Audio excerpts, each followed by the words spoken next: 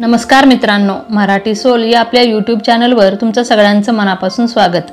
आज आपण तुझेच मी गीत गात आहे या मालिकेतील मल्हार म्हणजेच अभिनेता अभिजित खांडकेकर याच्या खऱ्या आयुष्याविषयी जाणून घेणार आहोत।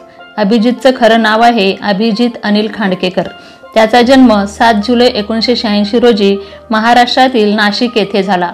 2023 नुसार त्याचं सध्याचं वय 36 वर्ष। त्याने बीटेक मधून आपलं शिक्षण पूर्ण केलं आहे। त्याला ट्रॅव्हलिंगची खूपच आवड आहे। तो एक उत्तम डॉग लवर देखील आहे।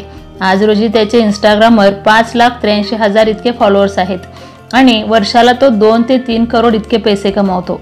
अभिजित पहिल्यांदा आरजे आणि शोज मध्ये सूत्रसंचालनाचं काम केलं। त्यानंतर त्याने ऍक्टिंग विश्वात पदार्पण केलं। जय महाराष्ट्र, ढाबा भटिंडा।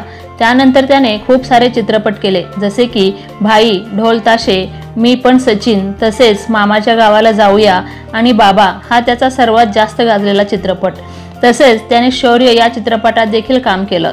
नंतर मालिकांमध्ये महाराष्ट्राचा सुपरस्टार माझी या प्रियाला प्रीत कळेना, तसेच माझ्या नवऱ्याची बायको यामध्ये त्याने गुरुनाथची भूमिका साकारली आणि ही त्याची भूमिका सर्वत्रच प्रचंड गाजली आणि तो खूपच लवकर लोकप्रिय झाला।